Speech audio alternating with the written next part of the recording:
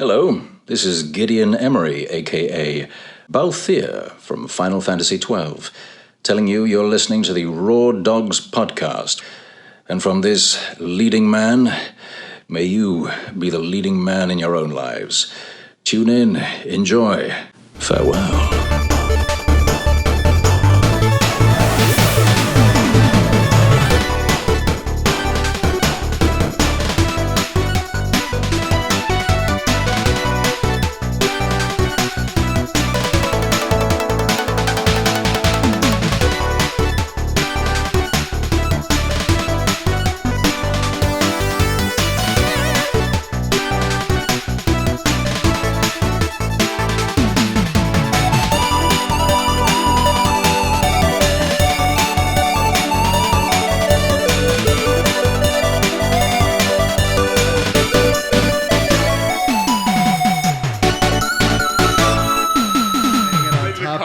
Coffin, or putting it in the coffin, with you. Yes. And just like he's just like, God bless you. Yes. And then in your ear he's like, would you like a gin and game? 5 stars, please. Hey everybody, welcome to another episode of Raw Dogs. This is technically going to be part 5 of the Final Fantasy VII saga for us, but part 2 of the FF7 remake discussion, where we will continue to discuss the rest of the game, and then we'll speculate on maybe what's coming, and how we'll never touch the mobile games. Probably. I might touch the weird Fortnite style thing they're trying to do. First Soldier? Just to fucking try it out. I have issues with that. I think it looks dumb. Not with you playing Nope. it. You should play it, but... No, it's fine. I don't normally touch. Someone has to play it, and it's you. I Okay, encourage fine. someone to play it, and if you're willing to fall on that sword, please. So we can tell So you. it's another, so we can make another 3-hour episode. Imagine how tough it would be to fall on Sephiroth's sword. I mean, You have to find the right angle. I'll slip and slide right into the fucking sword. That's amazing. How'd he do that? I'm, of course, Brad, one of your hosts here at Raw Dogs. Across from me is the beautiful man you've come to know as... A lot of things. Dylan, what are my nicknames? The Quinine Cowboy, the Juniper Jester, the oh my god, the Sorry. the Tonic Terrorizer. Oh, God. What? These are all my new nicknames. Okay. I've been coming up with them Okay. on the side. Good. Stick to drawing. Okay. I know he's a tip-top titillator. to my left and Brad's right, we have. Hi, my name's Tom. I am I podcast with these yahoos. And Tom is a regular type gamer who did play FF7 Remake, and he's surrounded by people who probably care too much about it. A little bit. bunch of weebs. Audience, I'm counting on you to keep me safe through these discussions. You turned the key, Tom. Yeah. Whoa. Vroom, vroom. Did you listen to part 1? I wanted a second dance. Oh my gosh. That has to be a tattoo for you. We No, can it get it does on your not. arm. You turned the key. Gee. So We'll pay for it. We'll pay for it. I'll pay for that tattoo. I'd fucking pay for it. And it's got Roche's mullet, but like... people, if for some reason I'll you're just design listening to part 2, did not listen to part 1, I played the original Final Fantasy VII once, and I played Final Fantasy VII Remake once when it came out, and I felt that was good enough. And I'm surrounded by people who just kept going deeper and deeper. So Let's talk to one of the deepest over here. the deepest. The deepest. Yep. That's fair. You know who you are. I don't actually think I'm the deepest, but I do love this game series. I do love Final Fantasy. I love Final Fantasy VII and the entire franchise that goes along with it. Is 7 your favorite? That is a difficult I mean, just question. 7 altogether, like remake, original game. I think, honestly, if I were to take a main game, I would say 9 is probably my favorite. That's the right answer. That is the right answer. That's I the like one this that guy. is Dogcast agreed upon. I like, yeah. Do you remember when we all had to vote and we were just like, Yeah. 9? I didn't know that. VV for that life. was Yep, so you're... BV for fucking life. that was just it. I felt that story in my soul.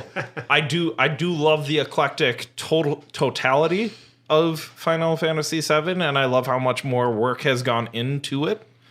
My name is Nick, by the way, guys. Hey, Nick, how's it going? I forgot to introduce myself. Sorry, I get too into talking about video games. It's a thing that happens with me. It's all right. Anyways, continuing on. Hey, you started the ignition, buddy. I turned the key. You turned the key here. Oh man, R. Kelly's gonna come for fucking copyright. Oh no, he can't. He's in like fucking prison.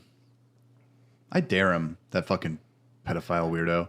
Actually, if we get a C&D from R. Kelly, I'm just going to be happy. Yes. Thank you to our executive producers, Brian Ward, Tyler Keller, Rai, the Moogle guy, and Killer Kip, the Chocobo. We're changing from Cactar for this one. Okay. The All right. Chocobo Master. That's fair enough too. Did we say Kupo Kip? Or is that Kupo Kip, the Kill... Oh, shoot, there's so many good ones there.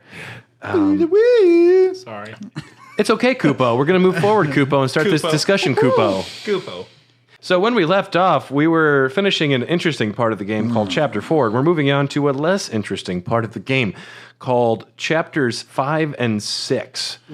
So, yeah, this was pretty brutal. I didn't mind 5 as much as 6. 5 was where you have to jump off the train, and then since you jump off the train, you have to take the real fucking long way to get to the reactor you want to blow up. Fuck out of here. Yeah, I'm sorry. That is so dumb. Oh yeah, through the junkyard? No, Well, this one, you have is- the train tracks, and then you have to go to a certain part, like where they've been infested with bugs.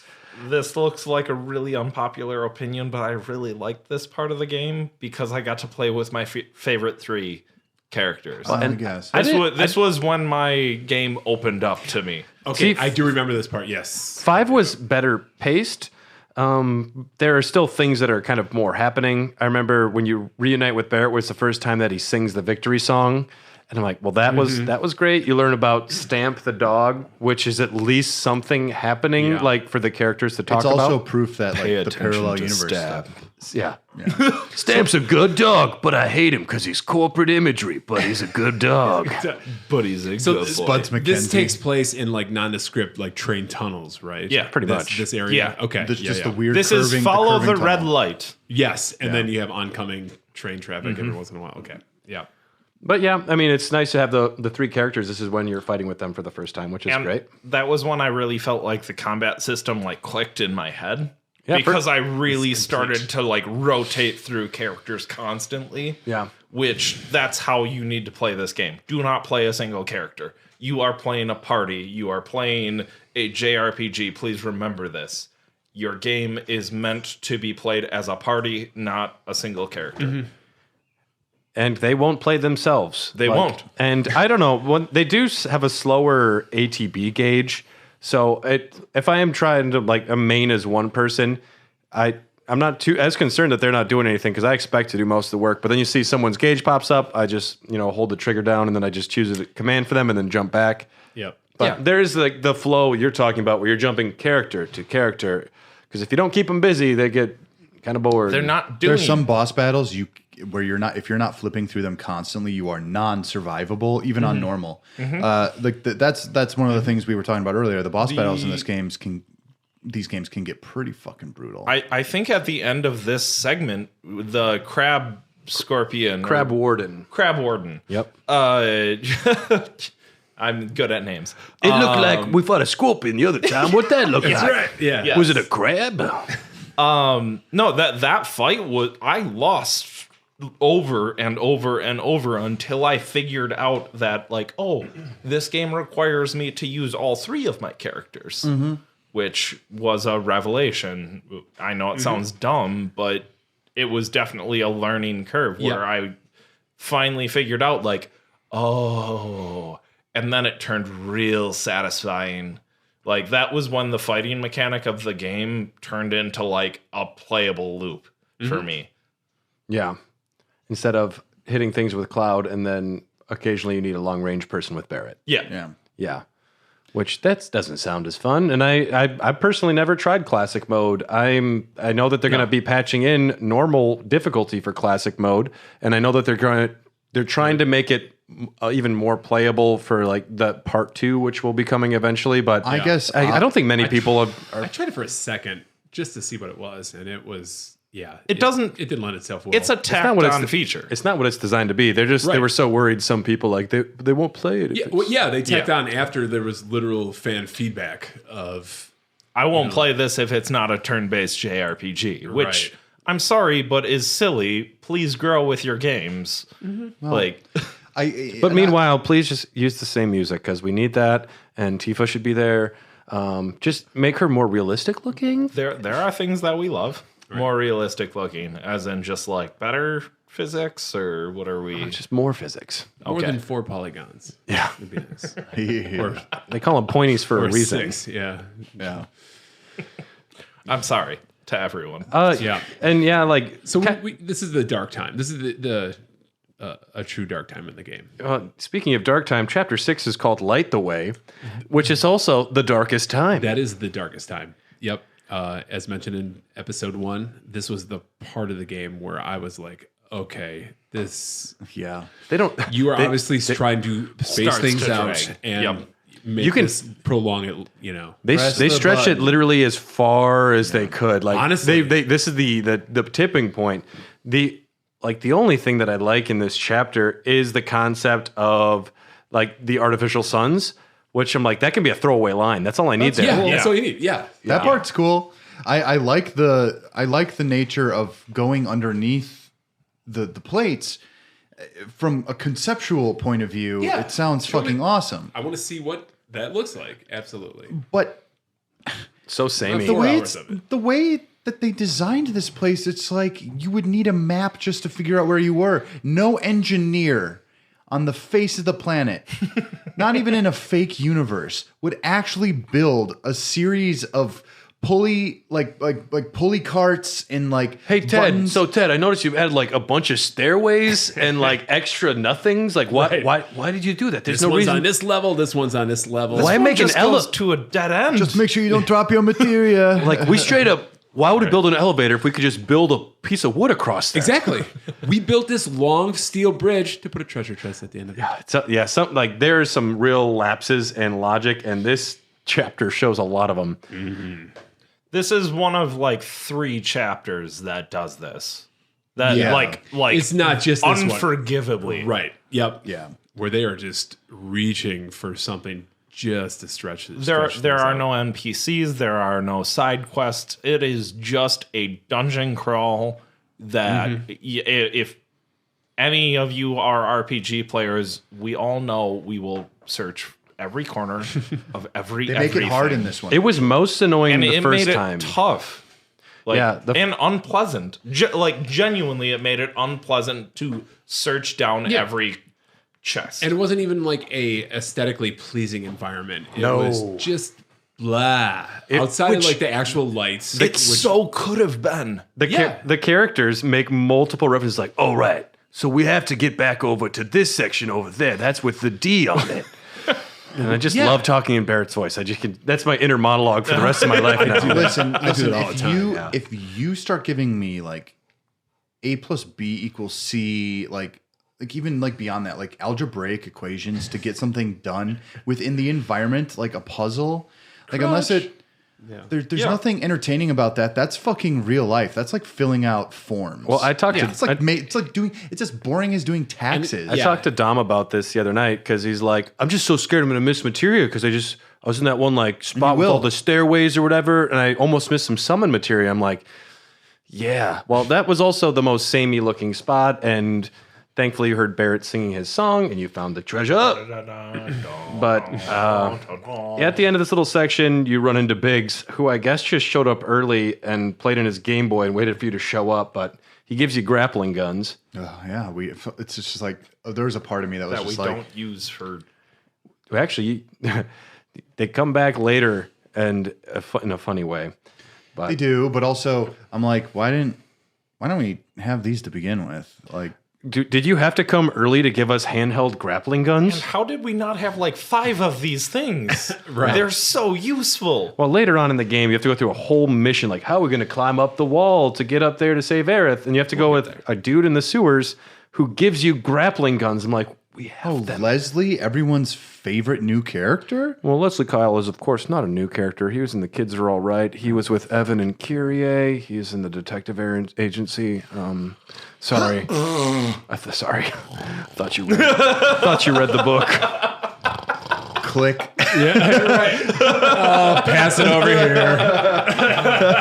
You started the ignition. Fucking deer hunter. You turn the key. You started the ignition, Dylan. But also, I gotta say, like, just the way they tack things on in this game, it's just like first of all, Like this whole middle part, just skip it. it is so masturbatory. That is maybe the best way for me to describe it. It's just like you're finally doing it.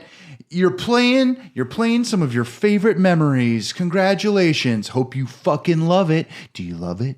Do you fucking love it? Do you enjoy it? You like scorpions, you like crabs. Do you want to spend all your time getting rid of like certain parts of the airbuster so he can't do some attacks and can't do other things? I think at this point we lost a lot of goodwill. If they were to skip all of Chapter 6 with the lighting stuff, and even most of Chapter 5, and they just went right into, all right, we're at the reactor, and we can dismantle some of the airbuster, I think the pacing would have been better. But since we've been getting jerked around for a while, it's like, you're just mashing it. We just need to get this over with. And do you know what I did with the airbuster the first time through? I don't know. I did not take pieces out of the airbuster. I took all of the money. Did you? Yeah. Wow. Okay. It was a fun fight. Very confident. I mean, honestly, though, bastard. I didn't realize what I was taking out. They're like, oh, this is like a thing that can do this. I'm kind of just like, man, I don't fucking Yeah, I wonder care. if I know I can beat it anyway. Well, and Speaking to any fans that haven't played yet, take the BB canisters out. Do not let him shoot the Big Buster, or whatever the hell they're called. Oh, I always take the speed out. The BBs are the worst. I think I kind of just took things out at random, to be honest. So there are some cool things in this chapter. Once you get to the reactor, you set up the bomb and you're about to climb up the ladder, but it turns out, they've been watching you, they've been teasing this, like Heidegger and the president are working on something, and there's a TV crew there even. And right now there's like a broadcast, like, we have active footage of the terrorists and we're going to stop them. And they're going to have a giant, like, public execution with their airbuster. And Barrett almost immediately just like jumps all over the shit and like grabs the camera and he's just like giving monologues. Which is exactly what he would do. Yeah, so on character. Yeah. And I like that Heidegger and Shinra are a hologram. Like, rather than like President just like walking out of the reactor, like, I notice you're a bunch of terrorists. It's well, you probably just stay up in your room. Yeah, because like, how did Barrett just not unload all of the bullets? Just all of them. Yeah. That would be his first instinct. Like when Han Solo sees Darth Vader, he doesn't think once, just shoots. When Han Solo sees Greedo, he shoots. Yeah. Well, Does he? Don't you be that person right now. He's a Lucas defender. I actually kind of am. I think those new movies are just trash. They are. Except for Last Jedi. They tell Cloud to dance for the camera. They tell Cloud to dance for the camera, and he says, "I don't dance." That's not true. Oh, he dances. Not true. You turn the key, buddy. You just stay tuned for that. Heidegger tells them they're being used to sell war. And honestly, okay, so most of this chapter, though, it is lab, stairway up, stairway up, no, lab, so stairway bad. up, stairway up. And it is obnoxious.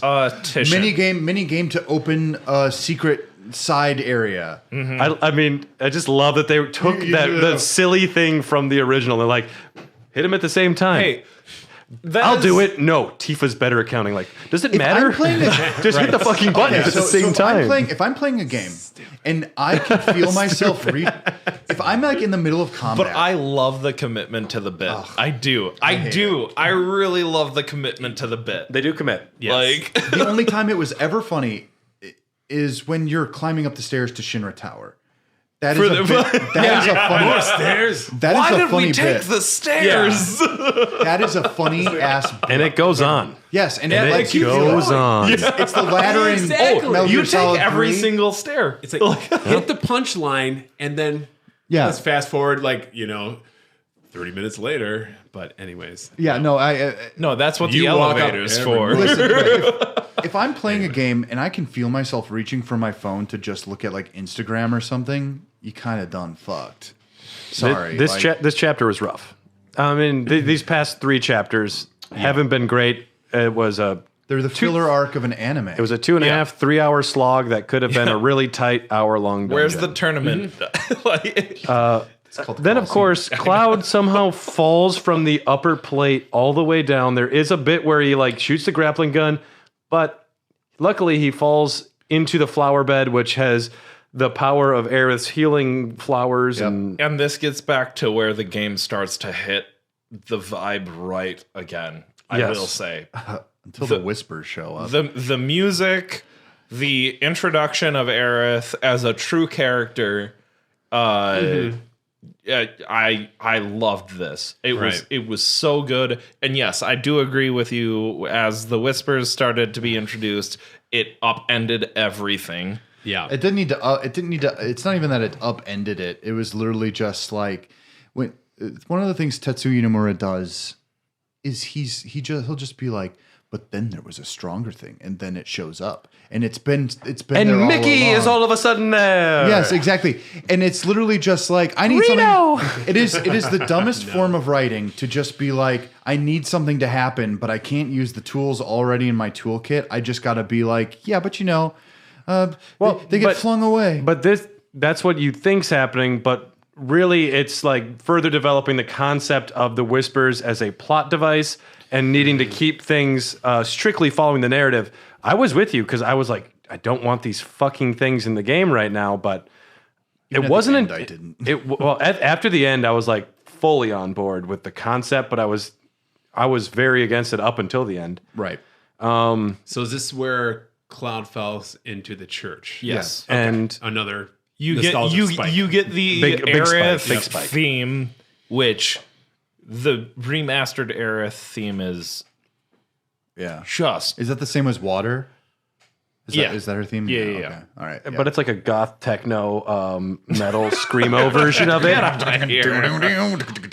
Don't you turn that key. Sorry, I'm taking the key out of the ignition on that one. I am putting the key away. Here I have now swallowed the key.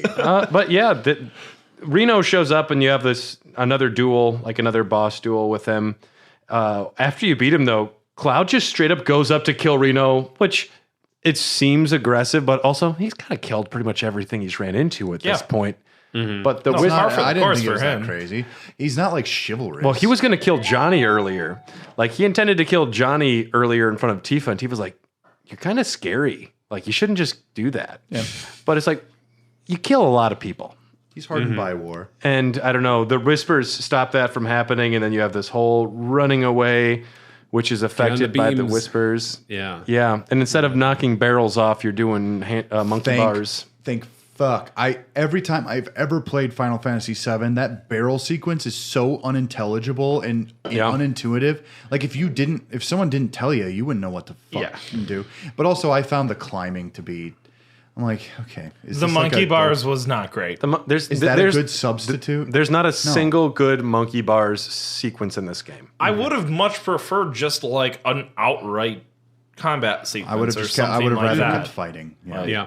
I would have rather fought every single time. You get out of the church though, and Aerith accidentally lets out a lot of things out. Like she knows Cloud's a merc. She knows she's kind of spoiling that she's aware of a lot of things, but she kind of just covers it up. Yeah. But she's definitely cognizant of what's going on. She is very aware of the fact that Cloud is faking all of his shit. Yeah. And, She and talks to plays him- into it. She talks to him like she's known him for a while. Yeah. Do you think that like that's for later? That's theories. Yeah. I mean, I feel I like guess this that'd is be the the time. correct time to start talking theories on these So things. one of the Sephiroths is clearly the dead Sephiroth that Cloud kills both in Advent Children and in the original game. One is just like, listen, you've beaten me. Like he's literally like, at the I'll end of the never game, is be like, a memory. Yeah, I'll never be a memory. But he's also like acknowledging. He's like, you've beaten me like twice already. This is the only way that things can kind of go and become something different. I don't want to be bound by fate. You clearly never want to be bound by fate. What if Aerith gets like a past life kind of regression kind of thing. Well, I think the only way that Sephiroth can really sell that we need to alter fate and change things to Cloud is kind of pushing the narrative of Aerith passing, which he gets a flash right before he talks to Aerith of the scene of her dying. So maybe he's trying to convince Cloud something has to change, so he gets another opportunity. Sephiroth gets another opportunity to survive, possibly. Or maybe it's the Kingdom Hearts 2 version of Sephiroth, and he's just trying to run away from Mickey. Like, we just don't know yet, dude. We don't even know. No. And I have a feeling Roche might be involved with Donald. No. I don't. You stop, Sephiroth. You turn the key, Donald. It's a gummy ship. You run around on some rooftops with Aerith. You eventually make it to the Sector 5 slums and side quest section number 2. Yeah. The getting to the slums I found to be pretty annoying. That like Once you get to Wall Market. well, once you get to the slums, All it's of the stuff with okay. Aerith, essentially, just Aerith, I found to be just like, when am I going to see like other people? Like, I'm sorry, I was never the biggest like Aerith fan, so I think they did a lot of good work with her in this, but I'm so much in Camp Tifa that whenever Aerith's got a moment like give me a high five, I'm like, what if Tifa finds out? But I feel like I'm not high-fiving other girls. Exactly. We're just friends. Yeah. Yeah. I love what they did with Aerith's character because I do agree with you that they made her a very innocent character in the original. I actually didn't see that in the original though. I saw her as like headstrong and kind of like forceful, but she wasn't so. I don't know. She's got a real, like, her Manic Pixie Dream Girl vibe is so off the charts in this game that I'm kind of just like, I don't think that was her original characterization at all. Like, maybe I'm wrong, or maybe I was just interpreting it the way I wanted to. We're also talking about a character that had no voiced lines. Exactly. So interpretation is the name of the game here. So She is very headstrong, kind of in the original. She's like, I need a date. I want you to be my bodyguard. She does talk back to the Turks, who are like evil government dudes who just show up at your house, and she just CIA. She talks at a level, but she's also very familiar with them. But Right. yeah, she's But pretty headstrong. she's just always been like a confident person. But I love the fact that the way that she's portrayed in the game now is that like, oh yeah, sure. Also, fuck you.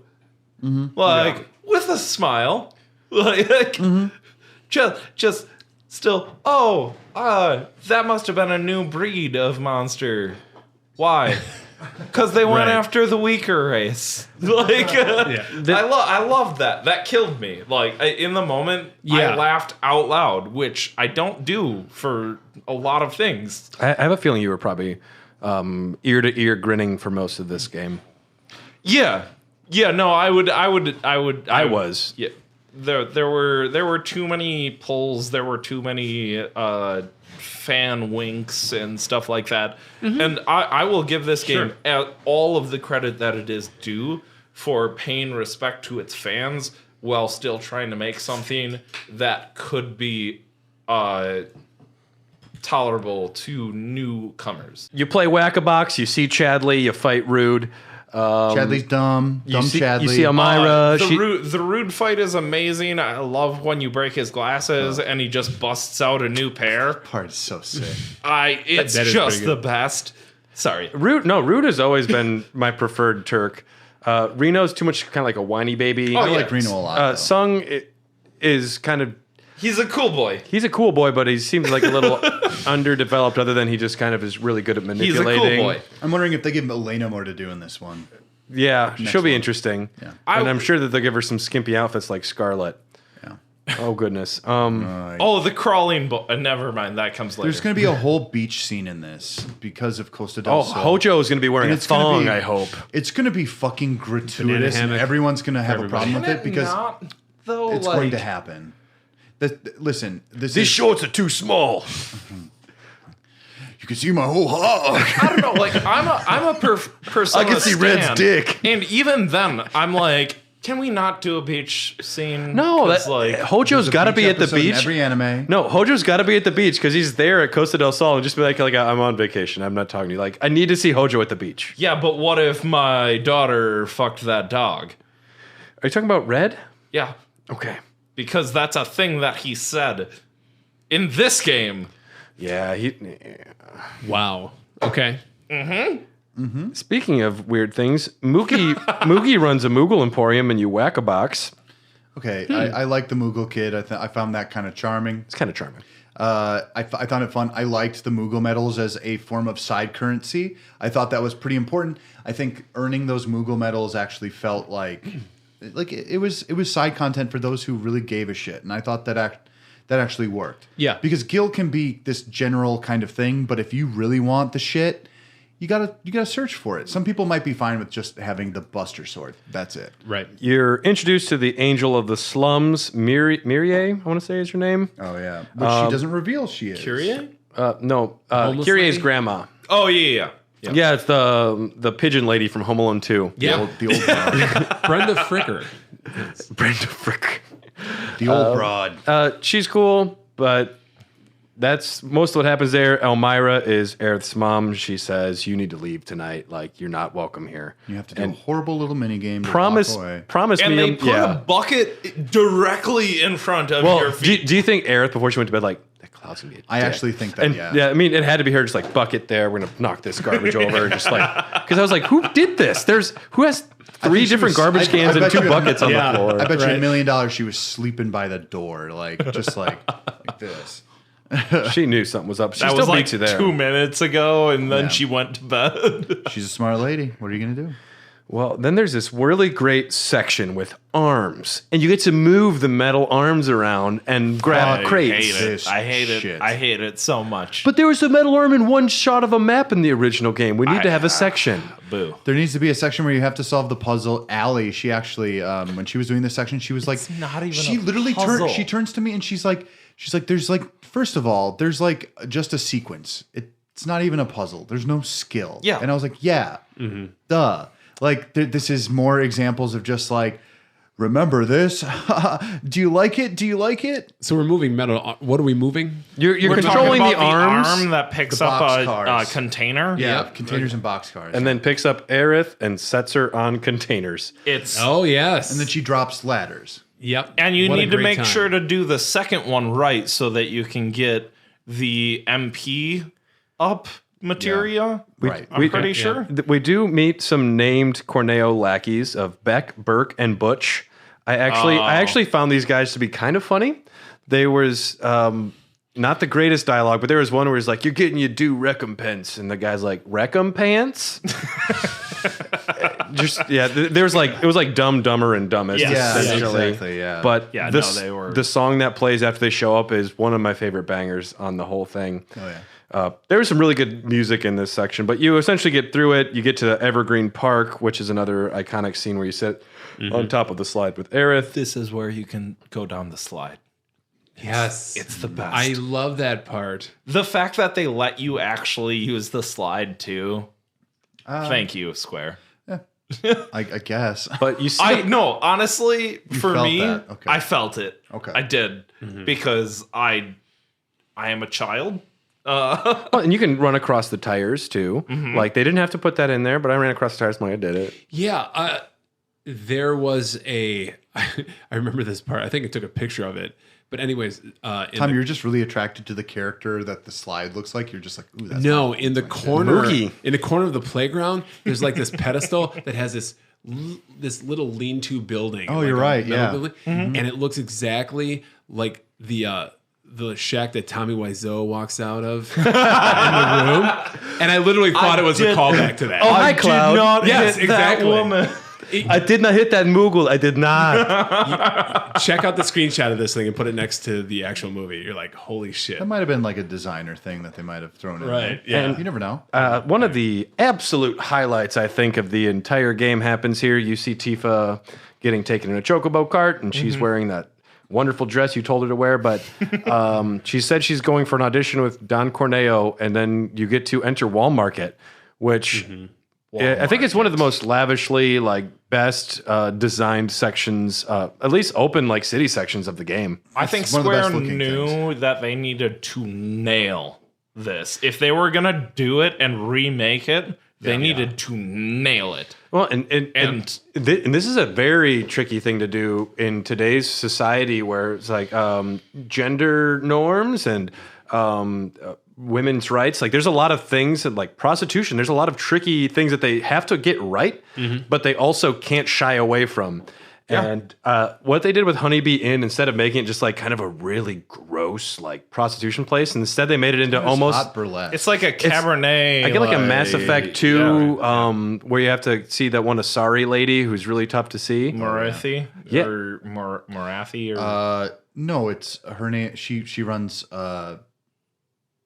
the shit in the city. Yeah. Whatever. It just Afterlife. There was that vibe. There was that vibe that it was not just that it was a place for transformation and burlesque and celebration. No, it was a place of beauty. Yeah. That was the whole purpose of that place. Yeah, they walked the line pretty well here. From Some 97 to some of it's still now. implied. Some of it's still implied, but it's also it was a very positive view of what I would call sex work. Yeah. It was all willing and voluntary, It's and Amsterdam. they kind of had control. Yeah, the women characters never felt like they were not in control of what they were doing at any given time. You see Miss Folia from the Leaf House. If you finished the stuff earlier, she's there, the teacher. She's like, I just like to dance, and you can't talk about this to the kids. Yeah, that's kind of hot though. And I was like, I was. Yep. It was like in Varsity Blues. Fucking 10. Miss Folia's a fucking 10. That's a weird reference right there. No Vanderbeek. All right, I'm going to I tried to find all of the named bars and shops and food items. I'm just going to go through some of them here. There's the Magical Materia Shop, Madame M's Massage Parlor, Good Luck Cowgirl Whorehouse. They didn't say whorehouse, I don't think, but I was gonna say it was the Good Luck Cowgirl or whatever. Chocobo Sahara, Offworld Bar, Potion Juice, Bar N, Drunkard's Den Karaoke Bar. Sounds a little fun. on the nose. I go there every night. Yeah, I have to be drunk. I would go to all of these bars though. Yeah. Honeybee Inn, Big Bar Rose Crawl? Gym, Machine and Gun Weapons Store. Yeah. But yeah. And then some of the food that you hear people talking about: deep fried Geisel greens, Alexander ice cream cones, Materia Pops with monster shaped candies in them, and Chocobo Bean Popcorn. Hold on. So the ice cream. Chocobo Bean Popcorn? Yes, they fuck is What that? the fuck does that I have mean? a very important question for all. It might be like Chocobo seasoning on a popcorn. Chocobo seasoning was like chicken seasoning. cracker. It's like chicken seasoning, I'd imagine. Like the spices you use on chicken. Yeah, Anybody out there Like knows chicken that- and biscuit. You know? I like the thoughts of the Materia Pops with monster shaped candies. I'm gonna need you to go through that bar list one more time because I want to know where we're starting and ending our bar crawl. Well, Drunkard's Den Karaoke Bar would be a terrible spot to end, but also maybe fantastic. That's where my That's a strong end. We have Sahara, Offworld 75% through. Offworld Bar. I'm starting at the Honeybee Inn. I think Bar N is like a really divey spot. They didn't even. I start there absolutely. I want to remember that shit. Okay. Yeah, I mean, you're not wrong. Yeah. We go to the Honeybee Inn fairly early because we don't want to get lifetime bans. Now there's a product that you listed that I really have to talk about for a second. The Alexander ice cream. Yeah. Okay, so is it because like an ice cream cone can look like the ramparts of a castle, which is what Alexander is? I can't imagine, but someone's talking about how they desperately want it. I want to try. I mean, it's got to be epic. It's Alexander. How big of an ice cream cone is it? You know? I mean, he's the holy element. Summon. Yeah, it's a goddamn castle. I wouldn't mind trying Last time I saw it. some deep fried Geisel greens sounds good too. That's true. I just wonder actually- yeah. if it's good enough for your Chocobo, it's good enough for you. Who knows? You need to get into the audition. Corneo is the Don, and he auditions 3 ladies every night who are chosen by Madam M, Andrea Rodea, and Chocobo Sam, who is just Sam Elliott. I love Chocobo Sam. I was so Hi there, annoyed. Cloud. You like Tifa too, huh? She's pretty fit. Right. Okay, As fit Chocobo as Sam. my Chocobo. I have a problem because he asks you to guess like heads or tails, and he flips a coin, and then you make a guess. And he's like, "Well, looks like it's heads," but it's supposed to Doesn't be matter. It's supposed to be a trick coin. I'm like, that's not how this works. Like, you have to be the one calling it if you know what the coin is. Yeah. I was very bothered by this. I'm like, is no one else noticing that this doesn't make sense? They essentially gave you that's technically what, 25% chance then, if we're talking about statistics, because if there was not even a chance to have a tails, then your chances of I'm picking pretty it sure were you also can't in win half. No, you right? can't win it. Am I wrong about statistics? No, you can't It's my win it. understanding there would be no math. And no matter what you say, you lose. And I'm like, In that's the not how trick programming coins work. of the game, you lose. Well, yeah, I know that, but what I'm saying, like, if I had to deal with this in real life, if it was a trick two coin? heads, and then that person didn't call it, and then it got flipped, and then it landed on heads, it'd be like, well, you were always you never had no There chance would of be winning. like two heads then, right? It's a Right, trick coin. but so it's a trick coin. But if the person who flipped it wasn't calling it, then he's not really tricking you. No, then it's He's- just that you have a 50% chance because it's like, are you going to say heads or tails right if you're the one guessing if it's a trick coin? You're right. Yeah, that's still technically 50%. But so what's the fucking point? Well, and then Madam M makes this a comment like, I ain't playing with your trick coin anymore. And it's like, if you know. No, she's playing with your dick Well, when she gives you a hand job later. She's very pretty. Let's speaking of the hand job, because she does massage your hand.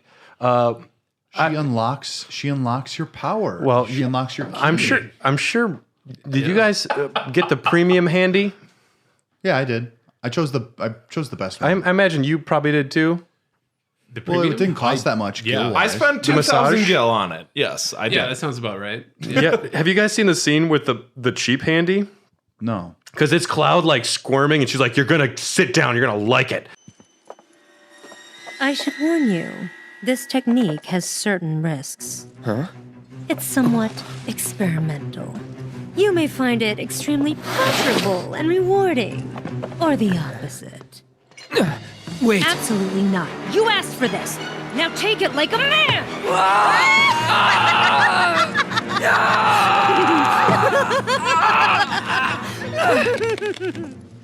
And the music is really aggressive. it's just domineering? It's not fun for Cloud. And he comes out and he's like really sore. And she's like, "Yeah, you didn't like that, did you?" And yeah, I mean, that's paying for a different experience maybe, but that's another thing where the scene changes depending on what you choose. You also have the Coliseum, which I think is a really cool addition. I actually really liked this. The Hell House was amazing. What an introduction. Hell House was Amazing. Yeah. The announcers through the entire thing Scotch are and Scotch? fantastic. Absolutely. Yeah. But for the Hell House, just so good. I don't remember any of the lines, but I do remember chuckling through the I entire remember. sequence. I remember I had equipped the entirely wrong materia for that fight. that's a tough fight if you're not ready for it. Yeah. And it's really I won the first time. That wasn't the problem, but I was kind of just like, I can manage this, but it's going to take a lot of item juggling. And then you later on, there's a scene with Johnny where he's like ate way too much spicy food and he's like kind of delirious. And you come back later and the guy's like, "You're saying your friends fought a house or something? You fought a house?" It's just Come really, again? It's really funny. There's a lot of cool. Like, I honestly wish that the Coliseum would be like an end game thing where you had a ton more challenges. Yeah. The Coliseum, I thought I was going to hate because I'm like, what a tacked on idea, and to some degree I felt that, but at the same time I also This was a spin his sword. This was damn it. a fun expansion Yeah. instead of an extra 2 dungeons. yeah. Yeah. This is where I want it because they actually gave a shit about the challenges they were yes. giving you. Yeah. They were all kind of unique. It Yeah. wasn't just like The monster we're gonna- pairings here's aren't another, normal. Like, yeah. Here's yeah. another pairing. You had to of think about random it. monsters. Yep. Yep. Like, play it once, fail, then come back to it, re-equipped and ready for this fight, and it will be an actual, like, thought-provoking battle.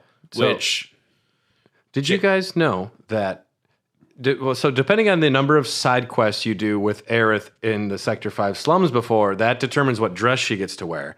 Now, I'm sure most of us are on Did the all of it. fairly completionist side, so they saw the scene with Aerith with probably one of the beautiful red dress. the big beautiful red dress. Which that scene when you see her for the first time, there's like people Cloud's are all like, swarming her. fireworks. And Johnny's such a good hype man. He's like, give her some space. He's got like a red carpet he throws out for her.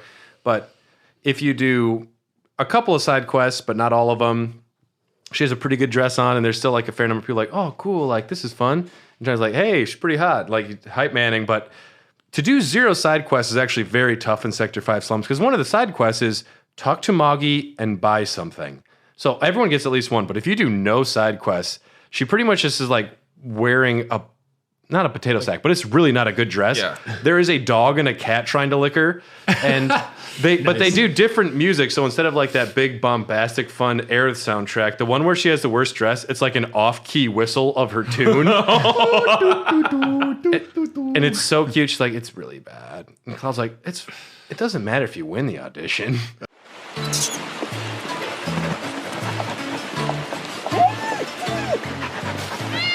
All right, you're up. Come on. You look fine.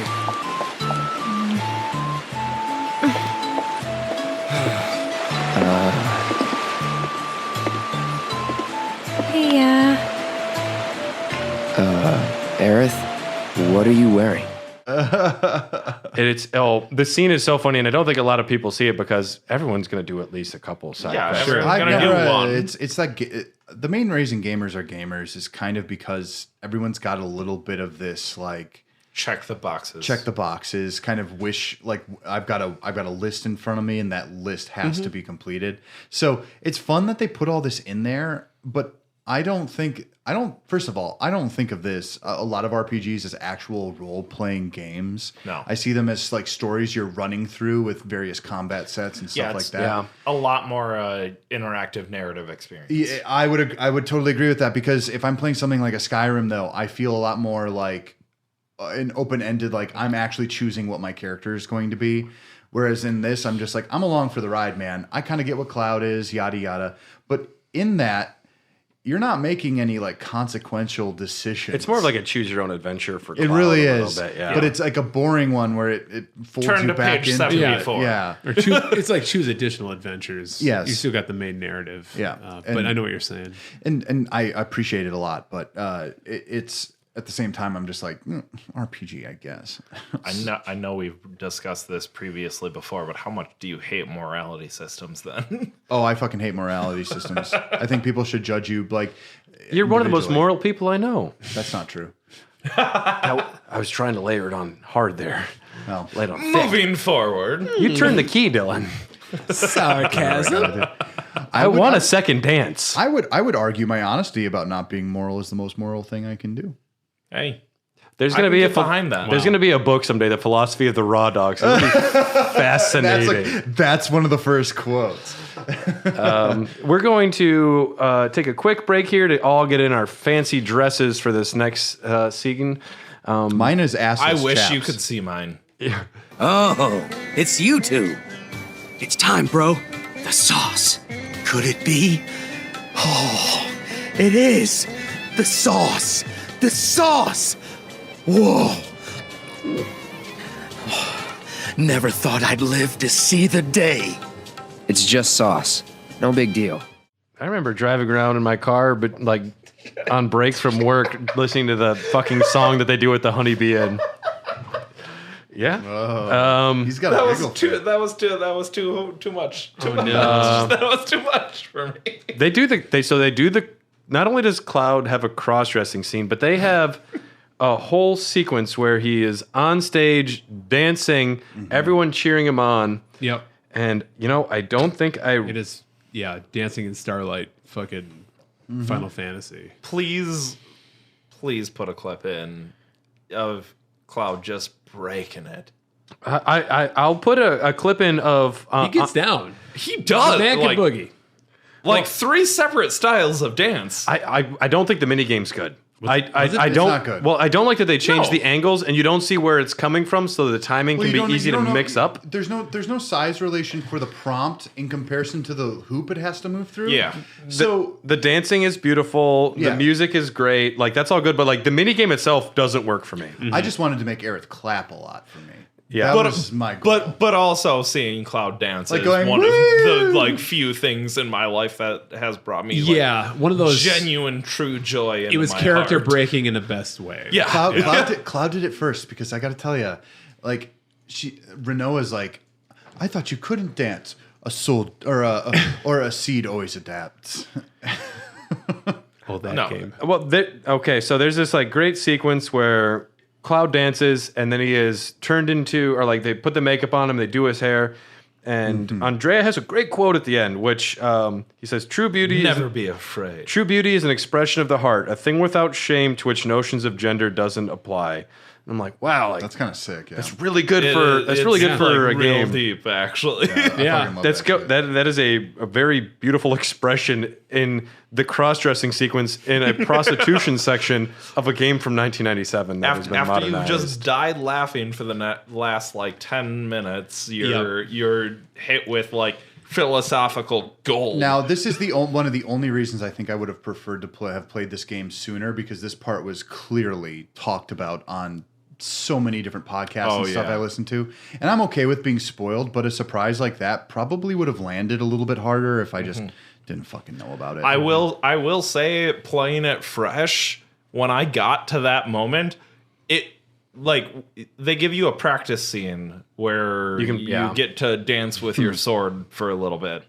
And that was like, okay, this is a thing. And then they just put you into this next little segment, and I was laughing so hard that there were tears coming out of my eyes, and then also was moved at the end of it because honestly, I love the quote at the end. It's very life affirming. I love the quote as well. If anything, I think that the mini game made me miss some of how great. Like, I didn't get to focus on the dancing enough because I was like, I'm a completionist. I just need his fucking earrings as the reward, and I wanted to focus on what was going on. But I think I still. Did you ever go back and just watch the dance? Because it's amazing. On my 4th or 5th playthrough, I probably paid enough attention. I literally watched a YouTube clip of it because I was like, I just wanted to see perfect playthrough, just see the scene as it's meant to be seen. The choreography's fun. Yeah. It's not the best dance choreography, but I don't think you can expect a bunch also of it's Cloud. older Japanese men who spent their entire lives in a studio drawing and programming. I think it's just the left field nature of it that hits the most. I think honestly for a lot of people, this is going to mean a lot of things for a lot of people, and seeing something like this in such a Japanese game being so kind of like gender positive and like straightforward, like I think like there are children who grow up with this shit who are going to be like, this is where I realized. Because they could have, I mean, they could have made the mistake of just making it a sure. joke. They could have just made it a joke, like Cloud's in a dress, and instead everyone's like, Chadley's like, you're pretty hot, and I'm an android, but I feel things for you. I'm telling you, I've heard from like when I'm out and about, like with Matt, like I would like talk to them like, oh, what are you playing? And I'd be like, well, I'm playing 7 and remake, and I'm like, I'm curious though, because someone had recently just told me like Cloud is like the queer, like gotta have it, and she's like, oh yeah, Cloud can get fucked. Cloud's got it going on. Like she was like, no, yeah, like he's beautiful, even with that dumb spiky hair. I'm like, yeah, he's a very feminine man. Yeah, like I said, like 100%. Everyone has a Kinsey scale, you know. I think for some people, it's literally just put a pretty boy in a dress. Well, I'm going to go ahead and say that they Styles. might make Tifa a little too dumb sometimes because they do make her stupid. Yeah. You get Gas and Corneo's then in a second, and Tifa's like, "Are you okay?" And she's looking at him. It's like it's literally just Cloud. Wait, Cloud? It's like, oh no, it's you. And granted, the voice actor is a great line, like nailed it. I know. Thank you. Moving on. I love that killed me. Well, and it's Probably my most memorable line that I remember from the thing. I don't want to talk about it. Yes, it's okay. Like, yeah, moving on. Yes. And Very I think that mostly the voice acting in the game kind of does nail a lot of those deliveries, and the translation's great. Like to get due recompense as a translation joke over from whatever the original was. I think there's a lot of good translation. I've always been a fan of the localization of this game. To the point where I actually thought it was an English first title. Here you want to know why you also think that is because in a lot of games and a lot of fiction that comes from Japan, they don't give people the permission to fuck with the mouths. So the mouth movements. Right. No. Yeah, I know that sounds fucking gross. Yeah. I didn't mean it that way. But I mean, like literally, even in Advent Children, they had to write the dialogue based on the way the mouth moved. Well, yeah, and That's why you get dilly-dally, shilly-shally. Yeah. Yes. And John Bentley confirmed that it was Japanese first, and they still had to match. Which blew my mind. Really? no, They had to match? No, that speaks so much to the talent of the voice actors that then It's not 100% though, because I was reading that they did create a specific like program algorithm or whatever to take fuck with the what- wiring. Yeah, to Phonetics take phonetics and then make the mouths move, because there's a lot of sequences where it doesn't match up perfectly, and I was like, what? But if it's not like a big scene. Okay. Like a big CG scene, a lot of those little moments, they're just like a program that is phonetically trying to match it up. Don Corneo is perfectly gross. Hot. Oh, he yeah. has the best. He has the best sorry. jiggle physics I have seen in any game ever. He does. Straight up, they are the most advanced, Everything jiggles, yeah. most supreme. He'd be jiggle great for Dead or Alive physics. beach volleyball. I Yes. honestly want him as a DLC character. Honestly, his design in this is maybe one of my favorite designs, because what they take from the polygonal version of him, they're able to like exaggerate like the folds in his face, the shitty haircut, yeah. The tattoos. curl the haircut. gesture, and the way he moves around, and he kind of like has like this like rat like kind Yeah. of like movement to him. You're like, wow, they really fucking spent He time looked on a Don lot. Corneo. I mean, he looked like in my mind how my mind's eye had him as fully polygonal. I'm not gonna lie. The first playthrough that I had, there's a moment where it gives you a timed answer. Yep. While he's on his bed. You're And I mesmerized. could not stop staring at the jiggle physics yeah. long enough to answer. Damn it! So I just got dropped into Curse a you, hole. jiggle physics. Chapter 10, Rough Waters. You fight Abzu and run through a sewer. The Abzu fight's Boring. cool. Absu fight's great. the fight with The Abzu re- is good. everything after that is boring. Yes, the Yeah. travel through the sewers is stupid. Yeah. You fight the Sahagins. Chapter 11, Haunted, Train Graveyard. Stupid, bad. I hate that boss fight. I didn't mind the set piece It's of... almost impossible to read the boss. I thought the fight. original setting That's it. up. Yeah, The when we maintenance first got was- to it, I'm like, okay, this is okay, and then it's one of those that just kind of went on, right? I mean, It went on. There was a boss fight with a ghoul. And then there's a second boss fight right after. Well, who was planning this? Skip the ghoul, and you can skip some of these like weird flash scenes where Aerith is his a name? crying Igor? child with hide and seek or whatever. That's whatever. But the boss fight Eligor is really cool. Oh, cool looking. Well, because I remember with the chariot. He's just Death the Chariot. Yeah. Death Chariot, yeah. he's a manifestation of memories and sorrows that linger in the graveyard. If you remember the original game, the only way you can get Aerith's bladed staff is to find Steal a off rare of it. enemy and steal it. So I remember doing that, and that's one thing they do in this game really well is taking enemy designs or weird enemies such as Hell House or Eligor or Swordipede, and they'll take the more unique ones and draw them into like this is a boss fight. Sub boss battle. Or even like a rare fight, which is like the moth unit, which is Yeah. like you only run into a couple, but Enemies they're you remember. memorable. Yeah. Another thing I've always thought about in this world is so ghosts exist, right? So, but then you've got the life stream, and what are ghosts then? Maleficent. It's Maleficent from We'll ask Dan after. Kingdom Hearts. Yes. Yeah. 100%. God, I really, man, why do I find like weird goth chicks so hot? Like Chapter 12, fight. Maleficent. I mean, Hey, you turned the key, dude. I know. all right. Sorry. You started the ignition. Oh man. I'll put a Kingdom Hearts fucking quote in here right now. Kate Blanchett and Thor Ragnarok. That's all I'm gonna say. I mean, yes, but also chapter 13. Chapter 12, fight for survival. You climb the pillar. When does it get good again? Biggs, Wedge, and maybe Jesse all die, but they also don't die. But they Only maybe some of them die. die. Well, and it's so great because Jesse is dying, and I really wanted to believe we could. Yeah. You owe me a pizza. you owe me a pizza. That's how you. That's Classic exactly. Cloud. That's actually like good. That's good writing. That's Yeah. where it's just like, listen, you owe me like a date. Like this is the thing that was supposed to happen. Like I never thought this would occur. Fight for survival. Aerith goes and saves Marlene and helps some of the people evacuate. Wedge helps as well. Biggs probably dies, but doesn't. Jesse probably dies, and we don't have confirmation either way. I think she's. I think actually she's dead. alive. I think she's dead. Yeah. They show if it's implicit. Here's the thing about fiction: We got her if gloves. you see them actually die, I know, but if you see them die, they're dead. If you don't see them that's die, the thing about they're never fiction. Well, dead. Well, if you don't see them die, they're never dead. Can we talk about Marvel real quick? pass. Saw him die. You fight Reno and Love you, Rude. Dylan. I'm sorry, but I can make the argument separately though in modern storytelling compared to what they used to say. There's a great moment where Reno's about to shoot Tifa with the helicopter, and Rude pulls away because Rude has a crush on Tifa. Yes, what a good little addition. Rude's a good boy though. He's like, what happens? Like, oh, I don't know. Which we would all do the same thing. And Also, then Tifa in my playthrough got shot 1 billion times. She was fine. Sung reveals to the party that Aerith is an ancient. She saves Marlene and agrees to go there.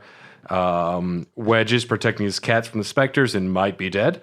Ketchi falls to his knees and pounds the ground because Why? Why, oh, why? Why couldn't it just been Reeve doing that? Where's Moogie? Yeah. But you want to know what a better scene that would have been if it were the human Reeve being like to show you that Reeve actually gave a shit. Collapsing over like a screen showing it happening. Yes. Or something like He's that. like in a full Yes, like Moogie suit. 100%. What if it was revealed that he was in the Moogie suit the whole time under Ketchi? All crunched up and waddling like R2D2. No, but like that is That would have been such a one better of those choice. like winks to the fans that did not need to be there because there was a better storytelling outlet. I've always wanted to see more of Reeve, no matter what. Even when Ketchi was in fucking Final Fantasy VII, I was immediately like, then why doesn't he just get a better robot? Yeah. An absolutely spectacular sequence of them ziplining away from the falling pillar. The falling of Sector 7 is truly impactful too. Like Yeah. I feel like we should touch on that just for a second because goddamn, like That's why I hate Avalanche so much because they did it. Fuckers. no, it to me it really did hit home. And then letting the climb up and having that moment rest for a little bit longer was it was a real like heavy moment where it's like, oh, And it's like, those feels that I don't do all that often. like Reed won't shoot Tifa, but he will kill 50,000 people. Right. I thought, I did think that he'll was well take done a as knee well. for him though. There's a bit of a disconnect. Yeah. I do think that they could have added some more moral ambiguity to some of these characters. I mean, it takes like 2 more scenes It- of Reeve fighting against it actually happening Well- and then being shut down and cut out. That's all that had to happen. He does get shut down. Like there are scenes of Reeve begging them, like, can we do something? Can we do at least evacuate? And President Shinra says, Stay in your lane. he's like, I'm bored by you right now. This Yeah. doesn't matter. These are things that have to happen. Sacrifice. Well, it's also funny because the fact that Avalanche does get blamed is kind of dumb, considering that Avalanche, for the most part, really just attacks production facilities.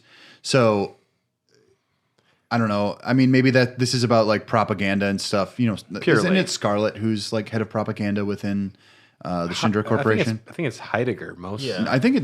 Well, it's, is it it's, Heidegger? it's all of them. Yeah. I thought Heidegger was like security Because and, technically, Reeve would actually be the one in charge of it because Well, he's civil. well, he's No, like he's- urban planning. He's like urban development. Yeah. No, Scarlet's titties and materia. I think that's her. That's her but lane. she addresses. That's her next bar name. She addresses cameras. Cities. Her titties are way too big in this. They weren't that big in the original, were they? I like They her. were. I like her They movies, absolutely dude. were. They were Tifa sized. I mean, she's got porn star tits like bolted on. they were Tifa sized. Oh, this No, might they're get way bigger than Tifa's, and I of can things prove that it. might get removed. This is one of them. Okay. This beautiful thing. This is an important. I think this is the weirdest chapter in the game, and it's chapter 13, A Broken World, where you're kind of picking up the pieces, but eventually you follow Wedge's cat down into an underground lab. Jesus Christ, this part. As someone who's kind of done a lot of the research and played a lot of the games, I was like, okay, this is deep ground shit. This is the underground labs, Dirge of Cerberus stuff.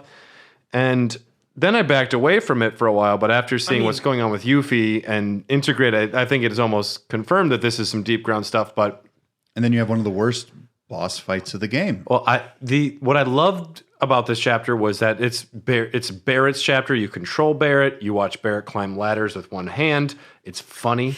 Most of the time, I only played it. But Barrett's unique way of moving through the environment, he can shoot through walls.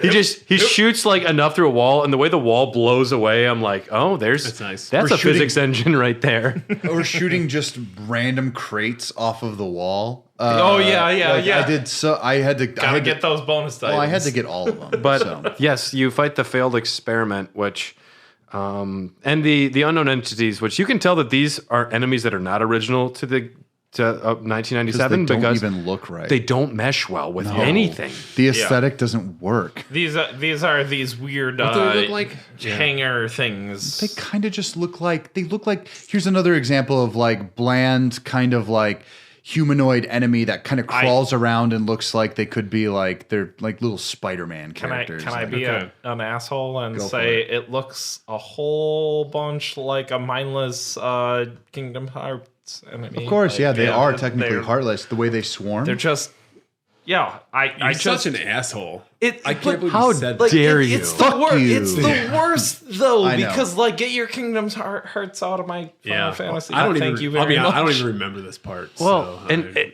remember it only because it's such a stopgap to the narrative movement of the game, because you have all of this energy to the plate dropping. Let's go to an underground lab that's mostly unrelated. The only thing it kind of contributes to is that Hojo's doing shit or Shinra's bad, which we know. But like, it stops the torment of the characters that they're going through. And Barrett has one of his best voice lines after the plate drop, where Are you some sort of experiment? Oh no! I'm talking about his Marlene. Oh yeah, his cry of Marlene hits me in a part of my soul that like I don't use very often. That's family. That is loss of a child. That is pure loss. That the older people are, the more they relate. And it is for his entire team. It's Biggs and Cloud's like, I never even got to eat Jesse's pizza. I'd eat Jesse's pizza. I miss but then when he finds out that Marlene's alive and that Aerith saved her, it becomes all the more clear that he's like, well, now I have like a life debt that I have to fulfill. Like, fuck Avalanche for a while. We're gonna save Aerith because it's the only thing that matters now. I like his line to Cloud. He's like, tell me there's a chance. Just tell me that she might be alive. I won't get mad if you're wrong. I promise. Maybe I will. Shit. And he's starts freaking out. Give me a reason to be here. Yeah, give me a reason to be hopeful. And so this happens with chapter 13, but chapter 14, you bring Wedge back to Aerith's house, and this is when you get the optional extra scene.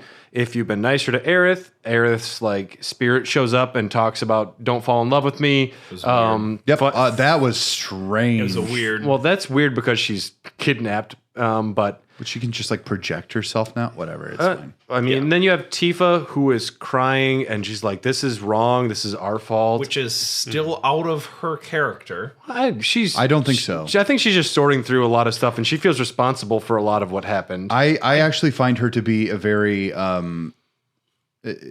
throughout the entire game, I would argue that Tifa is the emotional core of the entire group. Yeah. Because everyone else is kind of shut off in their own way, but Tifa's always kind of just like, there's a real maternal aspect to her that I find. Sure. Like, that's the part where I actually think that they got her right. Like, she's very caring.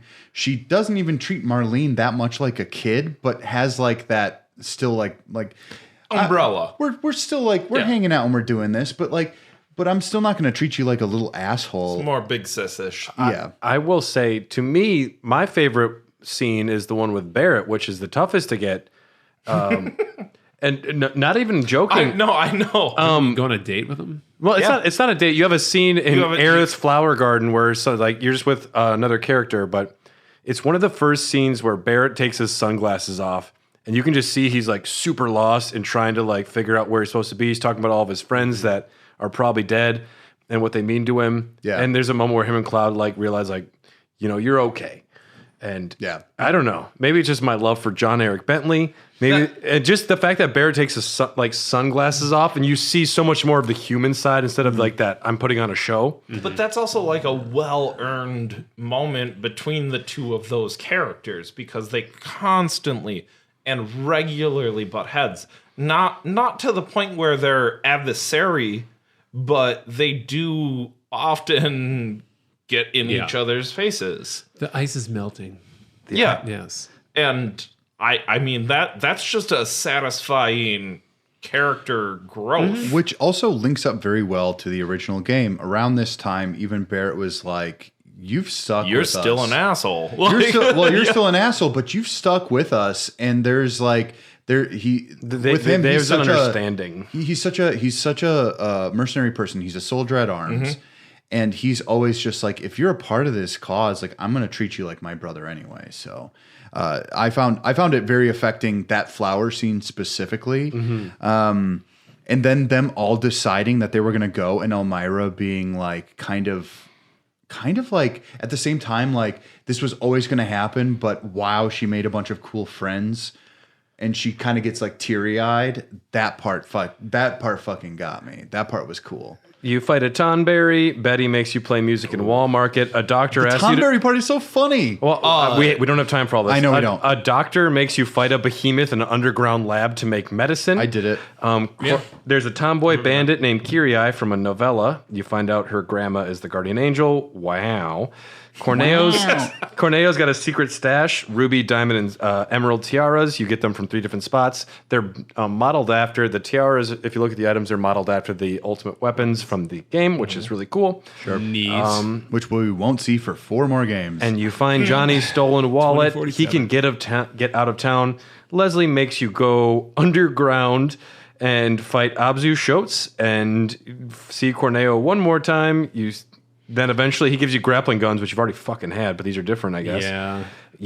Chapter 15, the day Midgar stood still. You climb up a bunch of shit, and you fight the Valkyrie, which was originally a different boss in a different time, but it's really cool. There's not a lot of story beats there. I did like the level design of it though, just because it felt.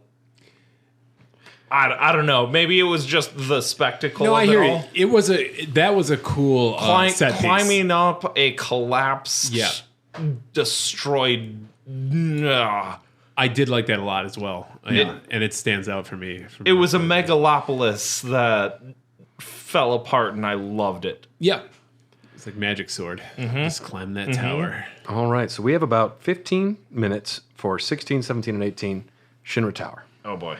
Man, Which we can summarize pretty well. Yeah. You get to the fucking top. You go through the parking garage. Tifa does some handlebar bullshit. That She does the tower monkey lasted bars. too long. Red 13 is a good boy. It's at this point in the game where it's at this point in the game. We got it. Ancient Okay. alien that fell to Earth a long time ago. Wait, there's a great scene where they're explaining what Genova is, and Bear's like, I don't give a fuck about any of that shit. And I was thank you, Barrett, for expressing everybody's. I'm gonna We be all are. I'm gonna be honest with you. Once I got to this point in the game, I stopped playing for probably 2 weeks. I'm like, oh, this is gonna be a slog.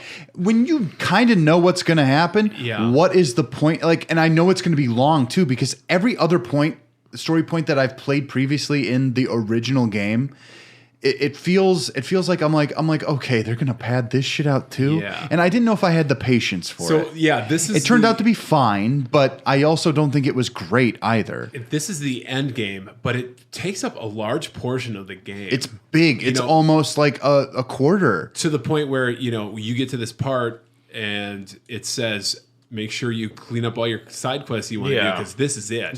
They actually give you that tease like 2 times too. Yes, They've done it twice, yeah. But leading up to Hojo's lab and Red 13 is mostly a there's no combat. It's just a lot of story beats and just a lot of like world building, puzzle-ish things. There's a few good moments where Hojo that you spy in a meeting where Hojo talks about we should try crossbreeding Aerith with somebody with the S and G variants, which I'm like, I've been playing too much Resident Evil lately. I'm getting my T viruses is mixed up with my G variants or whatever, but and so he wants like this is much better than Sephiroth to bang. Well, this is much more interesting. The original one is like, let's have the rat dog banger. Instead, he's just like, we should have somebody who has Genova cells in some capacity reproduce so it can be prolonged. They really stress the fact that they're looking for a promised land to make Neo Midgar, which is something that I think they will achieve somewhat in this series, so too, since that they're think so? Now that they're diverging from the beaten path. I think Sephiroth isn't going to be as much of a force in this one, and I think Shinra is going to be much more of an actual that's so exciting entity, which is actually really interesting. But I also think I think there are like contingencies, and I also think like this kind of like side Sephiroth, like this Sephiroth from another universe, is going to become kind of maybe a good guy. Another player. I'm going to be honest with you. A half mentor to Cloud. Oh, as he always kind of was. I'm so in on that. I actually think that's going to happen. So Hojo is about to tell Cloud because he recognizes him. He's about to say, "You are the guy from the lab in Nibelheim." Yeah. But the whispers show up and take him away. Bye. Oh yeah. Oh, I'm running away. That was the exact motion. Yep. And really, I just imagine Hojo would laugh the whole time. He's like, I can study these things. Yeah. There's no way he was pumped about finding out. Well, do you think he about can see him? Do you think he can see him, or do you think it was just a big gust of wind? He touched him. Well, he will see them if he hasn't yet. But so that's all pretty straightforward, most of it. But Chapter 17, Deliverance from Chaos, Hojo has set up a fucking series of Saw-based labs, like from the movie Saw. Try this experiment. Now I'm letting out this bioengineered weapon. No, boring.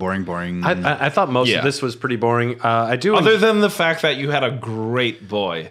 Red 13, who I for a long time I tried I want him to be a party member so bad, and it hurts my soul. They've been able to mod it to where you can control him. Like he does have attacks that they were able to like kind of see, but I spent a long time trying to convince myself to only call him Nanaki, but he wants to be called Red 13, or he doesn't say his own name, so I'm trying to stick to Red 13. But it's interesting that he comes off you are adorable. as an aggressive. That's cute. I tried really hard, guys. Well, he's aggressive, and then Aerith gives him a moment where she touches him, and then he is able to also. I think he knows everything. He explains it at the end that he knows more now. Yeah. Which. Yeah. So we have another wonderful thing. Barrett's relationship with Red 13 is my favorite. Because they try and relate to each other. Because they're the best boys. He like reaches for a high five from him after moving something, and Red 13 slaps him with his fire tail. I'm like, what do you think was going to happen? I don't know. Red 13's voice actor is so good in this. Yeah. Like it's so spot on. And with not many lines, he leaves a big impression. My favorite. Yep. Yeah. That has no correlation on him showing up on this show at all. It is purely because he is amazing. He's right behind you, by the way. There you are. You finally got your Make-A-Wish, Nick. Yes. I would just hug him. Yeah, I know. I would cuddle. That is my He'd first hug move. back. Or maybe He'll give you a bump. Everything in Hojo's lab is not super great. The Sortipede's cool, but you essentially have to switch parties, and not much happens there. You do see Sephiroth, and you do see Genova. And Sephiroth takes part of Genova, even though it isn't Sephiroth, and it's a hooded figure who is. This is one of the many forms, but I like the Nightmare Weaver fight. I thought that was cool. Honestly. But before this happens, though, you get up to the executive suite. The president's hanging off a building. Barrett, you had so many opportunities to kill this guy, and you let him get up, run to his desk, and grab a gun. Bear, you didn't deliver there, you know? There is a different style. Like, this is still just another example of Japanese storytelling where the drama means more than The like logic. No, yeah, but that's true. It always has been. Like, if you watch an anime, sometimes you're like, that's just writing. well, sometimes no, but sometimes when you're watching like like an American show or like from the UK, you're just like, oh, and then he blows his head off, and you're just like, oh, well, that's the end of the character. So they write around that idea. He's holding his hand off there, and he flips him around. He's holding him by the neck, throws him up, lets him. He's like, I'm gonna scare you, and then he's Batmaning it. Well, because he wanted him to make a confession, but President Shinra is an evil dick, and then Sephiroth stabs him, and then Sephiroth stabs Barrett. Stephanie Roth. Steffi Roth. Steffi Roth. And that's Steffi Roth. the gender bender version of it. Sephiroth with a bow. But stabs Barrett. I remember being very surprised when Barrett gets stabbed. That was a little bit of a shocker. I'm like, oh, here The we go. fact that Shit's changing now. The fact that the whispers literally bring him back to life is probably the most important aspect of the story I had seen so far. I'm like, mostly they're just kind of rabble-rousers, like Scooby-Doo villains. And then I was like, oh, these things have like a course that they have to find out. It absolutely establishes that they control the flow of life and death. And once they are taken out, life and death is no longer dictated anymore. So this Bear specifically, I think, gets stabbed and brought back to establish that Aerith's death is now in the air for the sequels. right. It's in the air, but it's also not. But also it's not. But it's also not, but I think you might have She's not going to die. well, regardless, I don't think so either. whatever happens though, If she doesn't die, I'm out.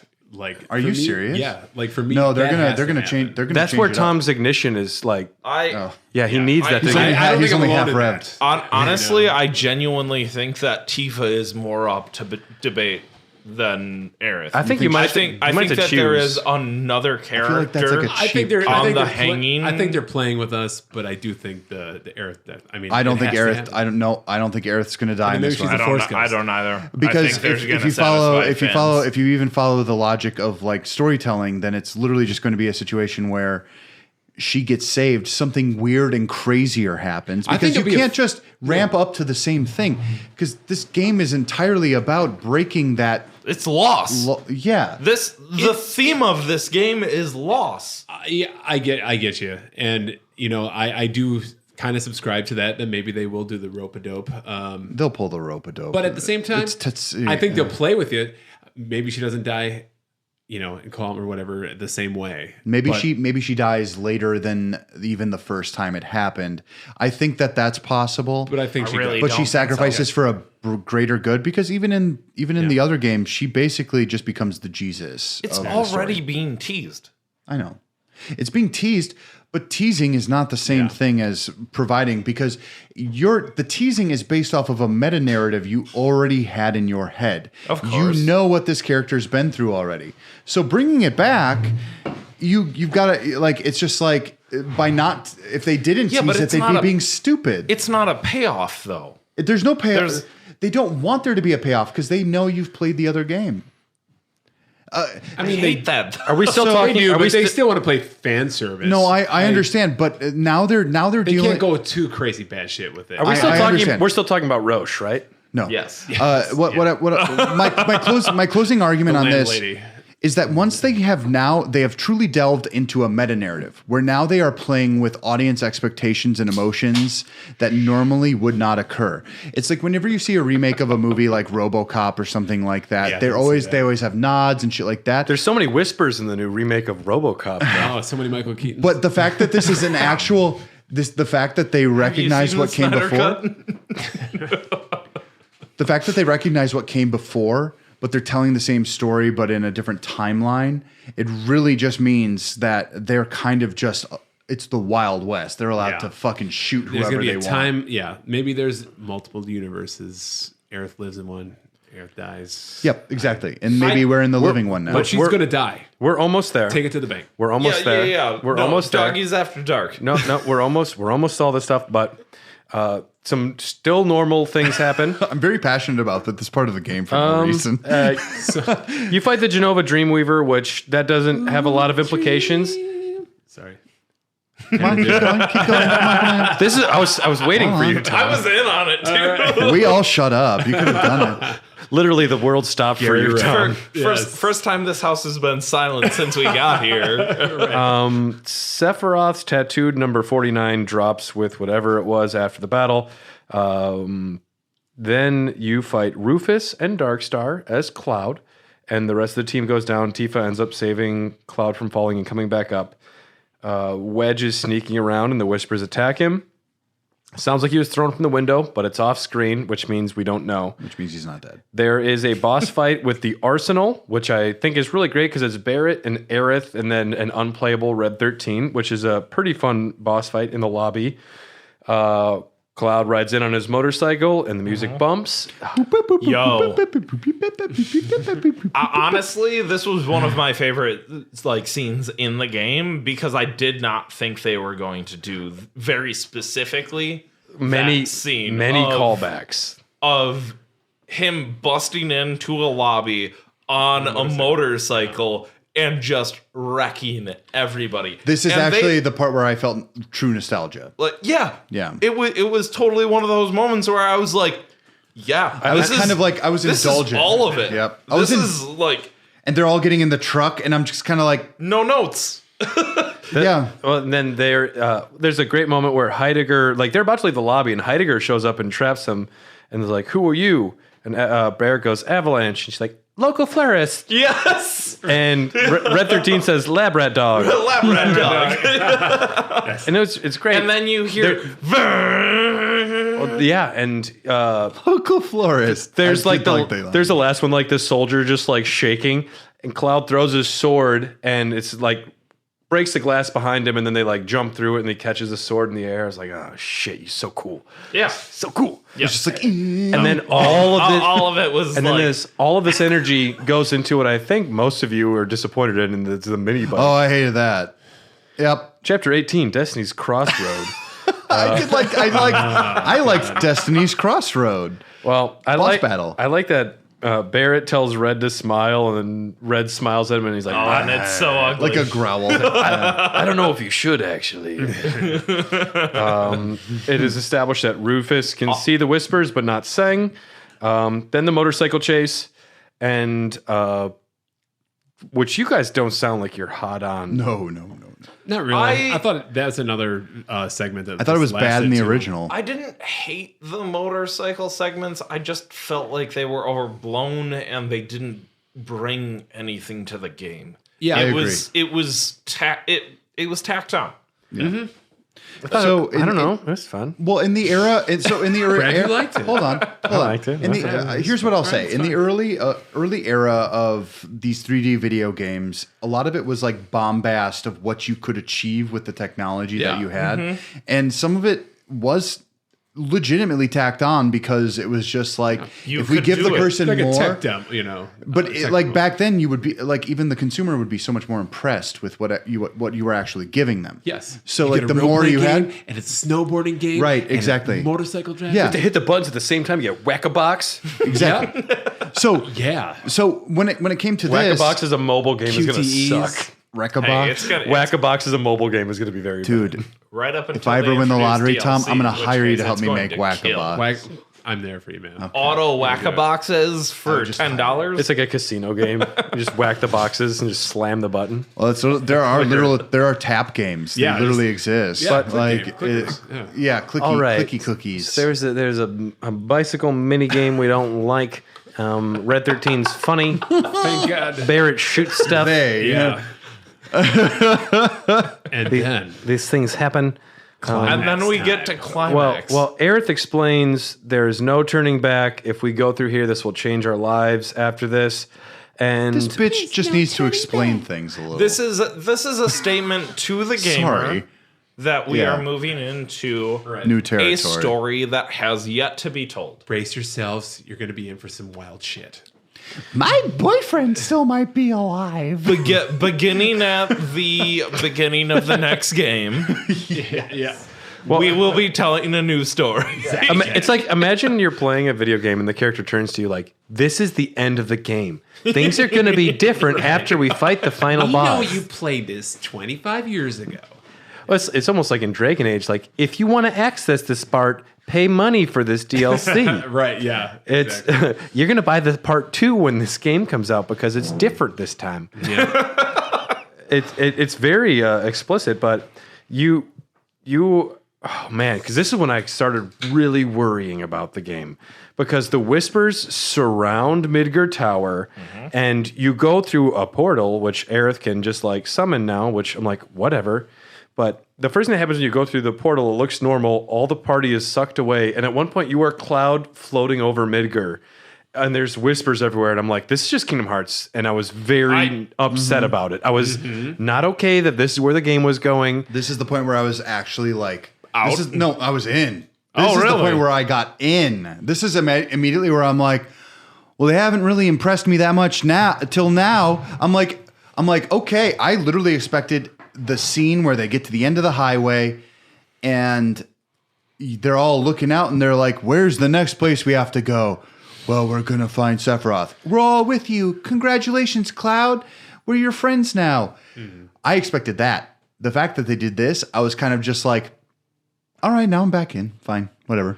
Well, because it's out there. And I just didn't want another sequence of Sora floating over something, swimming around to fight a giant floating darkness. Oh, the Peter Pan segments? And, well, then you get to the part where you're seeing the Whisper Harbinger. Yes. Which looks like, what is it, Darkseid or whatever the first boss from Kingdom Hearts is? Yeah, it does. Just a big dude made out of like black tendrils. Honestly, I don't even nothing. remember what it looks like. Yeah, another amorphous. I don't remember. I don't remember what it Just looks a like fucking either. shadow. Yeah. And I don't remember it. well, and Red 13 kind of explains like, this is a harbinger of fate. This is something that is controlling the flow of destiny, and if it's destroyed, nothing is Jesus predictable fucking- anymore. Well, hold on. But this is a part where I was kind of just still like, where's all this knowledge coming from? I know that Red 13 he got has touched a by bit of a- Aerith. It purely comes from that, and it has to. But he Otherwise, also it doesn't knows. make Okay, sense. so when you encounter a new thing in your life, are you immediately like, yes, No. now I can describe this eloquently? I mean, I don't know what it's being like- open to the universe It's is like He if- explains it quite well, though. It's like- his exposition is on. Imagine point. if someone touched you and you saw like a hangover in 2 weeks, and you're like, I can't drink that night. Well, I would know that my fate is and destiny is already. Doom. Well, you know what's interesting is that they're fighting the Because I would want to drink that. they're fighting these the Tell me how to whisper. live my life.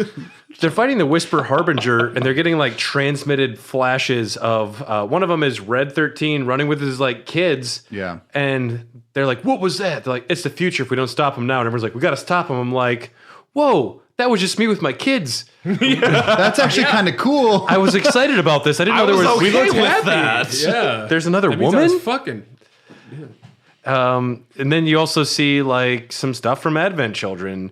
And what's interesting is The stuff from Advent Children was the most intriguing. well, so you know what's interesting? Whisper Harbinger is the big floaty boy, and then you have the three ones: Whisper Rubrum, Viridi, and Croceo. Kadaj. Well, yes. So They look like them. Yeah, they're it is confirmed. They Oh, really? Yes. So these three whispers, one of them uses like fists, one uses a sword, one uses a gun. What are you talking about? The Advent Children the movie. three bad guys from Advent Children, the film. Okay. So Whisper Croceo, however you want to say it, has a move called Velvet Nightmare, which is the name of Yazoo's gun. Ooh, yeah. So it's confirmed because if you assess, they're future entities trying to like preserve the timeline that came back. So Oh yeah. because I think Nomura realized we can't use them because they don't exist yet. But like we can use Weiss because he's still underground, And it's also Winky Winky. Beep, beep, beep, beep. and we can use and Gax. also they're not gonna get to use these characters otherwise. Yeah, if the same future doesn't occur, then yeah. So you fight the Harbingers of Fate, who eventually turn into a Whisper Bahamut, whatever you want to say. That part was cool. There were some weird, almost like pseudo, button presses. I'm sorry, quick HTTP, time, yeah. quick time, QTEs. Thank you. STD. And I was just like, at that point, I'm like, Video I game get where it's going. I fucking understand. But I'm also just kind of like, that's kind of lazy. I'm not a huge QTE person unless it's like a pure action game. Okay, Yeah. but Sephiroth then shows up. That's all the time we have for this episode of Raw Dogs, everybody. If you want to hear the Sephiroth discussion, we're gonna have not going to say how it ends? Ooh, it's a cliffhanger. Okay, you fight Sephiroth, and then he may or may not be one of 4 different Sephiroths. There's a Zack Fair who might be from an alternate timeline because of a different stamp dog. Or he's already been. Okay, we'll talk about it next round. Stamp. Well, see, we can't open this can of worms. We don't have enough time. Well, people have to listen to Doggies After Dark. Well, no, we'll just call it Raw Dogs 3, Doggies After Dark 7. Remake. The remake. That's perfect. Remake Intergrade. Christ, let's go. Cool. Remake Interplay. Oh God. Remake 4-play. Wow. 7-play. 7-play. I still like Magaful Boyfriends, if you want to use it. That's actually pretty good. Yeah. What is it? Mako full boyfriend. After Hato full boyfriend. Yeah, that's funny. We might just wind up calling it Raw Dogs FF7 Remake Part 3, but it'll never be released except for Doggies After Dark. It won't be. It might be like it won't only be like another half an hour, but we have a decent amount to discuss. But thank you everybody for tuning in. We're gonna just discuss. Thank you. The very end of the game briefly for like another half an hour in our Doggies After Dark Part 3 Raw Dogs Inner 7. Please tune in. This is Mako where we Yo get to Boyfriends. It's going crazy. You can find us on Patreon.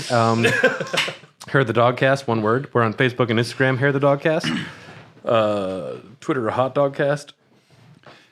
John Eric, if you're listening, we love you. I hope he is. I didn't actually sit in on the interview with you guys, but he seemed absolutely delightful. If you want the rest of our discussion, it will be, I guess, locked behind Patreon because we don't have more than a half an hour to talk, and that's Dog Eats After Dark material. But if you want to hear it, otherwise, trust me, follow us to the Patreon exclusive material right now. I scared your cat. This has been Kadaj. I'm Luzu. Like D'Artagnan. All for one. Hold on. For all. Okay. Dilly dally, shilly shally. Oh man. Here's the beers and really nice rears. There you go. We still have questions. Man. All right. We love you. Bye-bye.